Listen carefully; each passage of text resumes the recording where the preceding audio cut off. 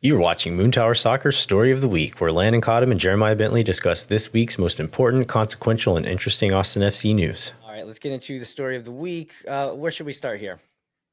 Let's start. Because I feel like it's kind of like last week, where it's been a little bit since the game actually happened. So I had to go back down memory lane a little bit to remember that one. So Austin loses 2-0 against LAFC, gets knocked out of League Cup. I think Austin is now 2 wins, 7 losses, and 1 draw against LAFC in the history of the competition, with those 2 wins both being in 2022, if I remember right. So there was the one in LA where we got that amazing Sebastian Drusi Rabona Diego for a goal, Yeah. and the Ruben Gabrielson goal. Then we got the game at home that we talked about last week as probably being the biggest win. This did not turn out to be that way at all. So we had a more predictable and routine outcome. I think the big story of the match from almost everybody is this change both in lineup and in strategy, and that being as opposed to what had worked against the teams from Mexico in the previous 2 matches. There's no real striker here. So I think like Sebastian Driussi coming out as effectively the number 9 is like the big story, and I think we have opinions on why it maybe worked or didn't, or maybe we have different opinions on whether it worked or didn't. So let's start there. Yeah, so a lot of I think there was a lot of talk about not playing a striker and putting this lineup out.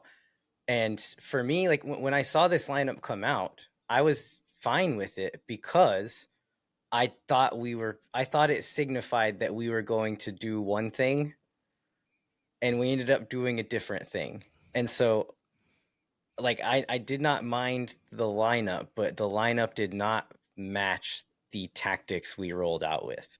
And so I think that is my biggest complaint. And I don't know that either of them are mistakes in and of themselves, but they did not go together, if that makes sense. Okay, well, let's get a little bit more into that. Like, unpack that a bit. So John Gallagher, I've said in the last several shows that if we're going to play like a tight defensive game and try to play on the counterattack, I like having him there. And especially if he ends up shifting back into kind of a wing back, which he kind of did at times in this game. We'll get into kind of the shape a bit later in the show. But in that setup where we're going to get him out in space, let him play on the break, that's where he's actually quite dangerous. I like him there. And so I saw that. I saw Driussi as the 9. This is kind of how we finished the games against the Mexican sides in Leagues Cup, where we'll pull Zardes at halftime, or I think 60 minutes in one of those games.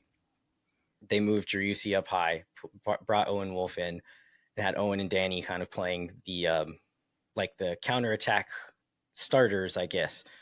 And then you had Gallagher streaking up the side, and he was offering options on that side. But we come out and we end up having a lot of the ball, which we did quite well. And I think like we did well with the ball. This was not like possession for possession's sake. It was a lot of useful movement. The players were passing and moving well. There was like a lot of unpredictability to the flow of the game. But I think this is where Mike would start yelling at me to stop.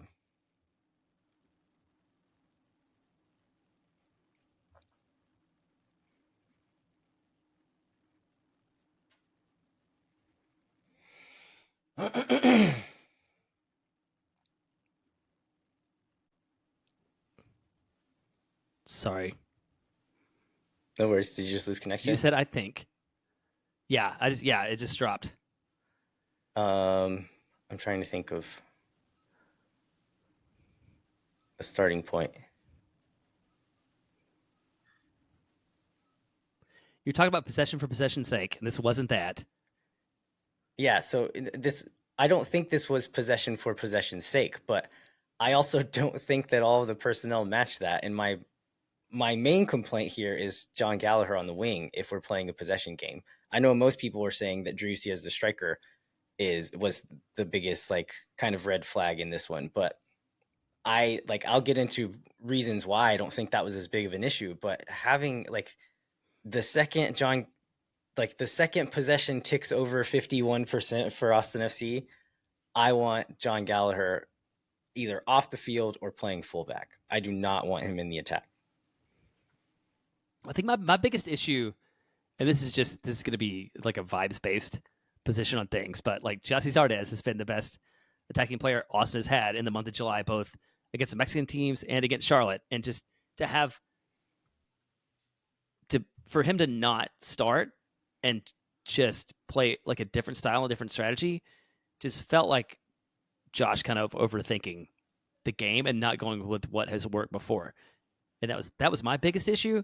And I was really annoyed by it early on. And then I kind of looked at the stats and like, well, maybe I'm not right, but I still feel like ultimately at some point it felt like a momentum killing decision for me to change it up. Yeah, one thing that I think we have to keep in mind is like in order to play like a bunker and counter thing, the other team has to want the ball. And LAFC was very clearly not going to play that way. And so like that's where I'm like a little like softer on the decision to say, okay, we're going to try to actually play with the ball and win. And it like almost kind of worked. And so it's hard to say that he was wrong there. But again, if that's the way you're going to play, I think you want Zardes in there. I think you don't want Gallagher up front. Like that's where I'm at. Like if you're going to choose to play that way, put the players in to play that way. And I don't think this was the best setup for it. Yeah, and then you mentioned possession. So I thought this is this is going to be the second time we've done a tweet or an article from Armin Kafai in the opening, but he brings up, he said, and I'm curious about your take on this. It was a tweet from August 7th, which I feel like was related to the Austin game in some way. Will we ever get to the point where we just take possession as a style of play metric and not a stat that's associated with winning or losing? It's like, what do you think about that idea? Yeah, I 100% agree with that. And I think there's been a lot of people beating that drum for years now. And I think we've done it on this show, right? Like, possession is not a thing that, and like, it's also so contextual that, like, again, like, I keep hearing Austin FC fans say that, like, oh, in the games we had more possession, we lost. And it's like, well, we had most of that possession after we were down 2 goals. And so, and then we were chasing the game, right? And the other team was letting us have the ball. Yeah. And so it's like by ignoring that, you are making the stat meaningless. It is not 100% meaningless, but as Armand says, like, it is associated with the style of play you're on, or in the cases we're referencing, like it's like an effect of the game state as opposed to like what was good or what was bad. And so people put way too much stock in that overall number. The same when we talked about XG last week, like the number at the end of the game is far less important than when it happened and how it happened.